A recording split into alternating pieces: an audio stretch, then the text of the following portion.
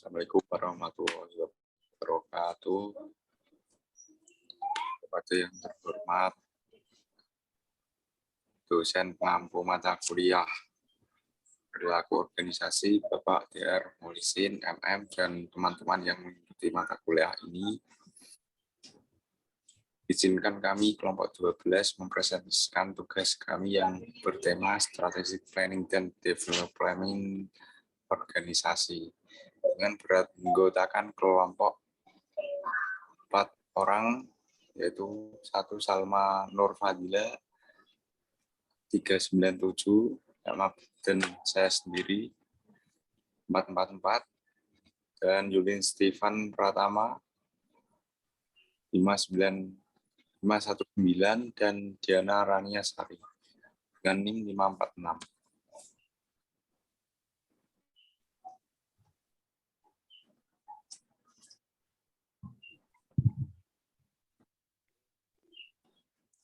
Strategic planning. Perencanaan strategi adalah proses merumuskan, menerapkan, dan mengevaluasi keputusan yang memungkinkan suatu organisasi mencapai tujuannya. Biasanya rencana strategis dibuat untuk mengubah produk dan layanan perusahaan atau struktur organisasinya. Nomor 1, proses perencanaan strategis. 1. Menentukan tujuan. 2. Menentukan ruang lingkup produk dan layanan. 3. Menilai sumber daya internal. 4. Menilai lingkungan eksternal. 5. Menganalisis pengaturan internal. 6. Menilai keunggulan kompetitif. 7. Mengembangkan strategi bersaing. 8. Komunikasikan strategi kepada pemangku kepentingan. 9. Menerapkan strategi, dan ke-10 evaluasi hasil.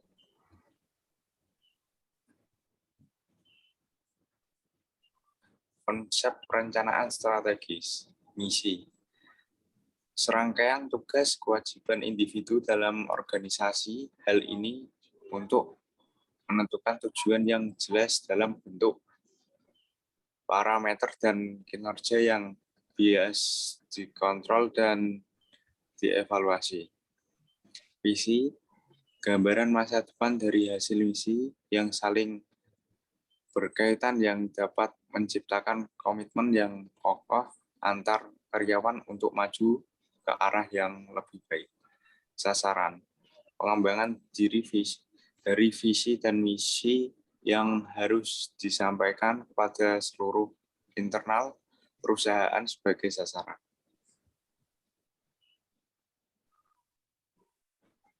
Manfaat strategi perencanaan. Ada 4, yaitu yang pertama itu mengomunikasikan rencana strategi. Hal ini berkaitan dengan pendekatan yang logis dan sistematis. Yang kedua, mengidentifikasikan kekuatan dan kelemahan, yaitu momen untuk menganalisis sebuah bisnis secara keseluruhan, pengembangan atau perbaikan. Yang ketiga itu menerapkan arah bisnis, agar mengetahui dengan jelas arah bisnis dan melaju untuk menentukan target dari kesuksesan.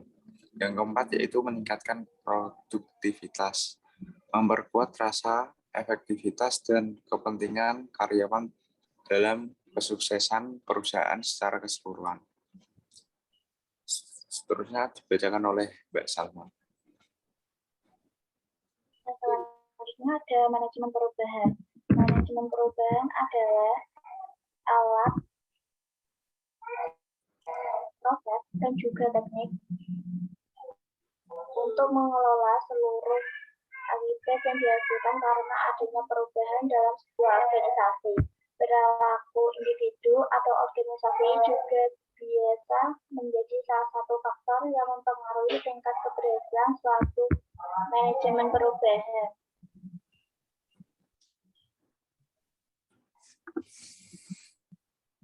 Jenis manajemen perubahan ada 3. smooth incremental atau perubahan lambat. Perubahan lambat biasanya diprediksi serta sistematis. Jenis perubahan ini mencakup seluruh rentetan perubahan dengan kecepatan yang relatif konstan. Yang kedua ada bumpy incremental, yaitu perubahan tenang. Perubahan ini mencakup tenang dan diselingi oleh percepatan perubahan yang dipicu dengan perubahan lingkungan internal organisasi. Yang ketiga ada discontinuous change, yang berarti cepat. Perubahan ini ditandai dengan pergeseran cepat pada budaya, strategi, struktur maupun ketiganya yang bersifat cepat dan revolusioner.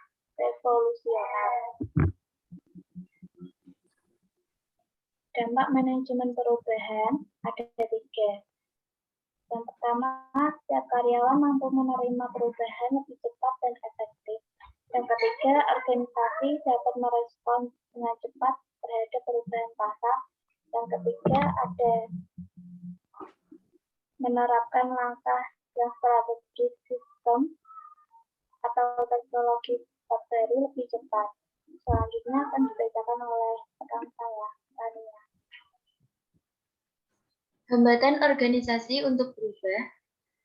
Orang menolak perubahan dalam organisasi karena berbagai alasan yang berasal dari perhatian, kualitas, dan minat individu mereka sendiri.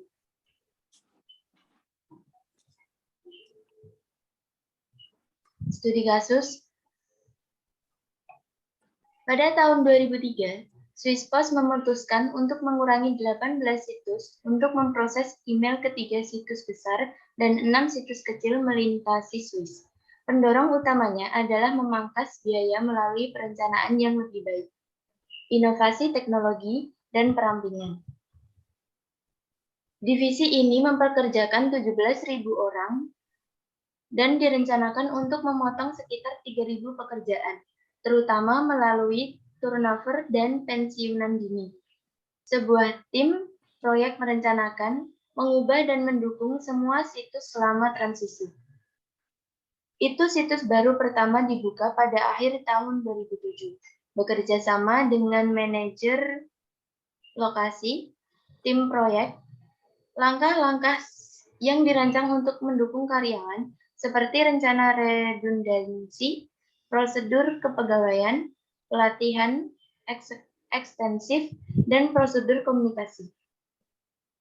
Selain itu, karyawan informasi tentang tawaran pekerjaan, pesangon, dan pensiun dini rencana sebagai bagian dari periode konsultasi. Karyawan diundang untuk bertemu dengan penyelia mereka untuk mendiskusikan pilihan mereka. Setiap karyawan mengisi kuesioner online untuk diberikan lebih banyak informasi tentang minat dan pilihan pekerjaannya tempat kerja. Karyawan yang ingin melamar pekerjaan di situs baru menandatangani kuesioner bersama dengan supervisor mereka. Pelamar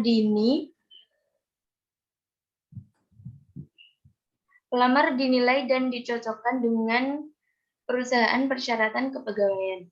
Manajer lokasi kemudian bertanggung jawab untuk membuat tawaran rendah dengan gaji yang lebih rendah yang harus mereka terima jika mereka ingin tetap bersama perusahaan.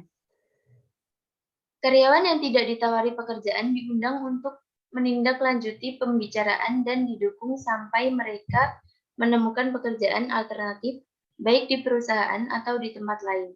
Para karyawan lebih tua dari 55 yang dipekerjakan sebelum tahun 2003 dapat memilih antara tawaran pekerjaan atau pesangon dan pelatihan. Pensiun dini ditawarkan kepada mereka yang berusia di atas 58 tahun. Kursus dan seminar untuk mengatasi perubahan, rencana karir seseorang, melamar pekerjaan, atau mempelajari perangkat lunak atau bahasa yang ditawarkan. Secara keseluruhan, karyawan tidak banyak memanfaatkan pelatihan yang ditawarkan. Komunikasi yang terbuka dan tepat waktu sangat ditekankan, membuat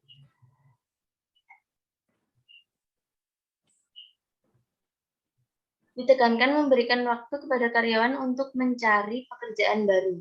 Berbagai macam media komunikasi yang digunakan seperti papan buletin, pertemuan bulanan dengan anggota tim proyek, buklet, intranet, dan surat pribadi yang membahas wawancara kerja dan daftar konsultan pribadi. Dalam pertemuan bulanan, karyawan diminta untuk mengungkapkan keprihatinan dan kebutuhan mereka sehingga setiap masalah dapat diselesaikan. Banyak karyawan cemas tentang kemungkinan itu, kehilangan pekerjaan mereka. Namun setelah guncangan awal mereda, mereka lega bahwa situs regional yang lebih kecil sedang dibangun. Ditambah untuk mendukung 6 situs utama, banyak karyawan tidak termotivasi untuk mencari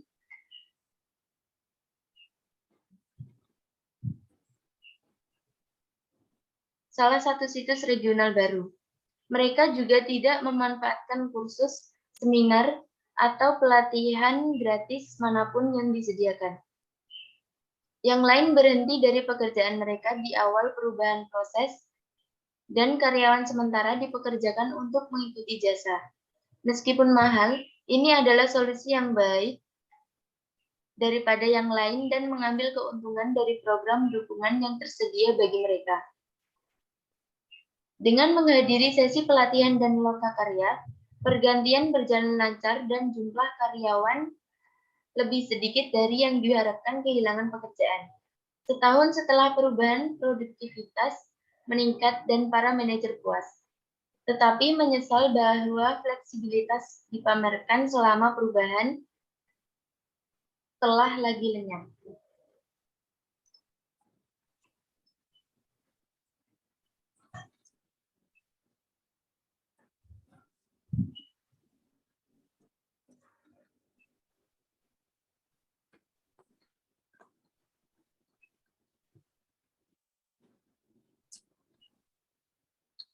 Terima kasih.